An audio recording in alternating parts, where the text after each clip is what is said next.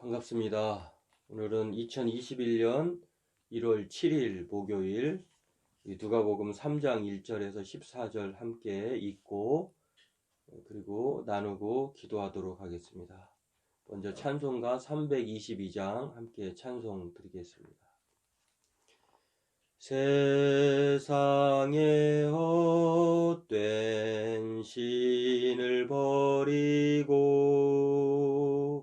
하나님 이름 높여 기리세. 온 천하 백성 모두 나와서 다같이 하나님만 섬기세. 세상의 헛된 우상 버리고 인간의 모든 부귀영화와 거짓과 불의 모두 버리고 온전히 하나님만 섬기세. 주님의 백성 서로 헤아려 시기와 미움 아주 버리고 하나님만을 홀로 섬기는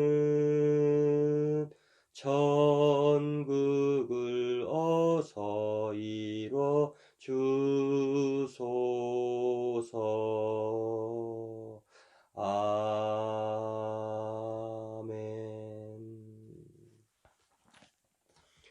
오늘 우리 함께 나눌 말씀은 누가복음 3장 1절에서 14절 목요일 말씀입니다. 우리 함께 같이 읽도록 하겠습니다. 디베료 황제가 통치한 지 15해 곧 본디오 빌라도가 유대의 총독으로 헤롯이 갈릴리의 분봉왕으로 그 동생 빌립이 이두레와 드라고니 지방의 분봉왕으로 루사니아가 아빌레네의 분봉왕으로 안나스와 가야바가 대제사장으로 있을 때에 하나님의 말씀이 빈들에서 사가랴의 아들 요한에게 임한지라. 요한이 요단강 부근 각 처에 와서 죄사함을 받게 하는 회개의 세례를 전파하니 선지자 이사야의 책에 쓴 바 광야에서 외치는 자의 소리가 있어 이르되 너희는 주의 길을 준비하라. 그의 오실 길을 곱게 하라. 모든 골짜기가 메워지고 모든 산과 작은 산이 낮아지고 굽은 것이 곧아지고 험한 길이 평탄하여 질 것이요 모든 육체가 하나님의 구원을 보리라 함과 같으니라. 요한이 세례 받으러 나오는 무리에게 이르되 독사의 자식들아 누가 너희에게 일러 장차 올 진노를 피하라 하더냐. 그러므로 회개에 합당한 열매를 맺고 속으로 아브라함이 우리 조상이라 말하지 말라.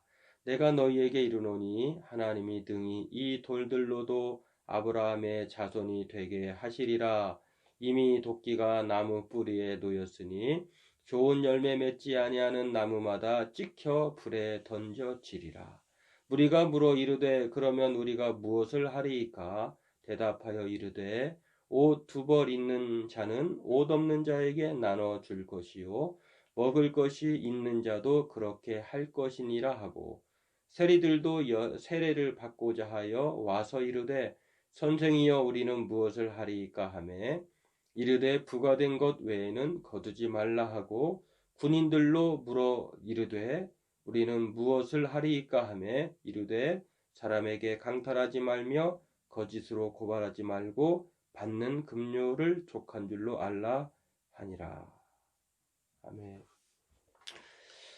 오늘 말씀은 세례 요한에 대한 내용인데요. 그가 사역하는 그 장소 요단강 부근 각처에서 죄 사함을 받게 하는 회개의 세례를 전파하면서 일어난 일들에 대한 내용을 소개하고 있습니다.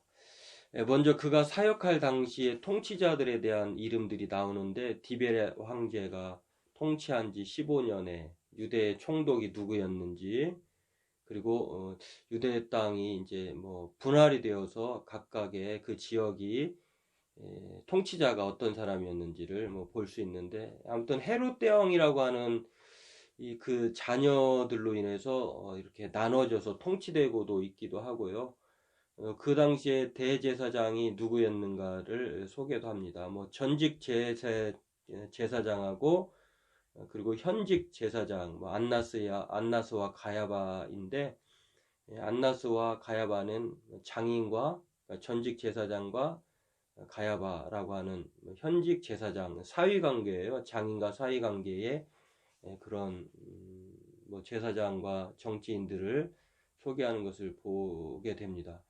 왜 이렇게 구체적으로 소개를 하는가, 왜 이렇게 나열을 하는가를 우리가 생각해 볼 수 있는데, 요한이 사역할 당시의 정치 종교적 상황이 매우 좀 엄중하고 엄혹했다라고 하는, 뭐 요즘도 그렇습니다만 정치가 어떠냐에 따라서 국민들이 고통을 받기도 하고 또 행복해하기도 하는데, 더군다나 종교가 어떤 역할을 하느냐에 따라서도 우리들의 삶의 질이 또 다를 수도 있고, 또 우리의 종교인으로서의 마땅히 그 우리의 삶을 통해서 사람들에게 희망을 주기도 하고 또 눈살을 찌푸리기도 하는, 요즘에도 그런 일이 일어나고 있습니다만, 그런 상황 가운데에 있었다고 하는 것을 말씀하고 있습니다. 그럼에도 불구하고 세례 요한과 같은 선지자적 그 메시지가 필요했고 선지자가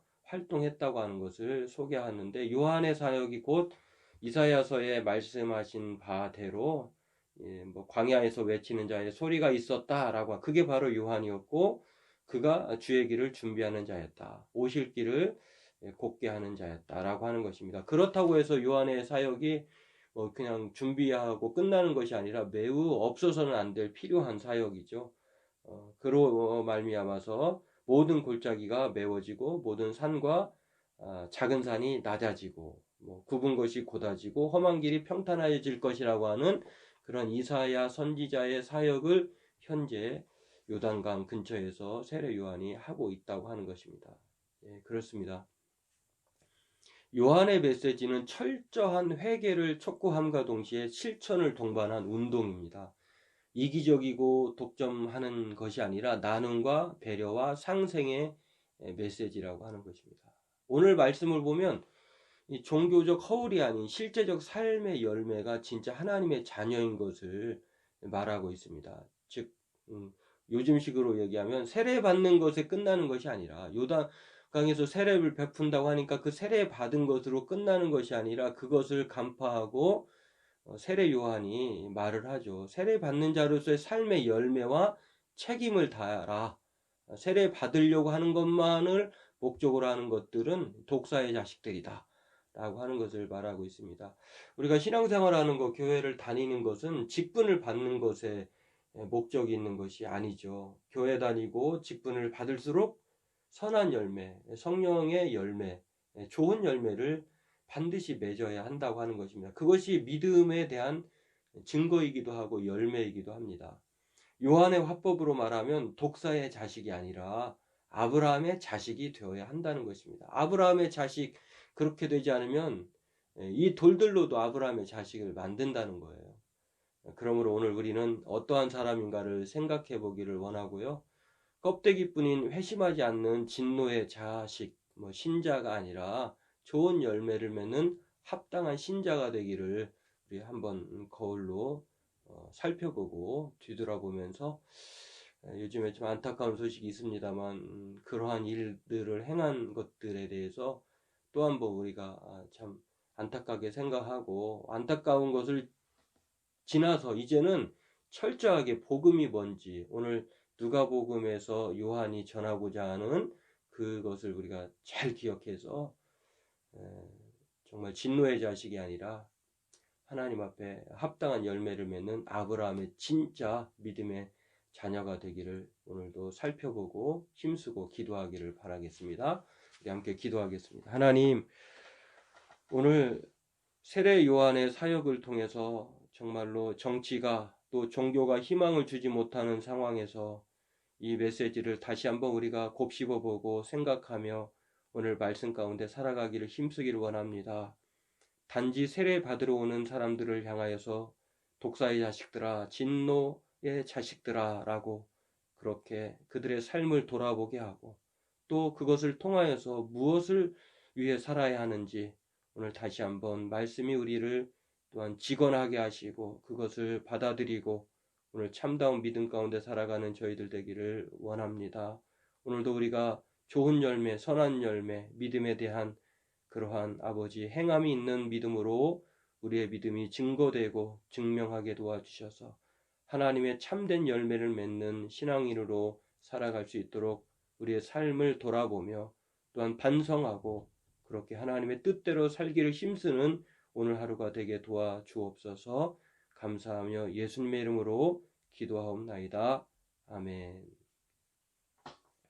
오늘도 주 안에서 말씀 가운데 승리하시고 평안한 하루가 되기를 바라겠습니다. 감사합니다.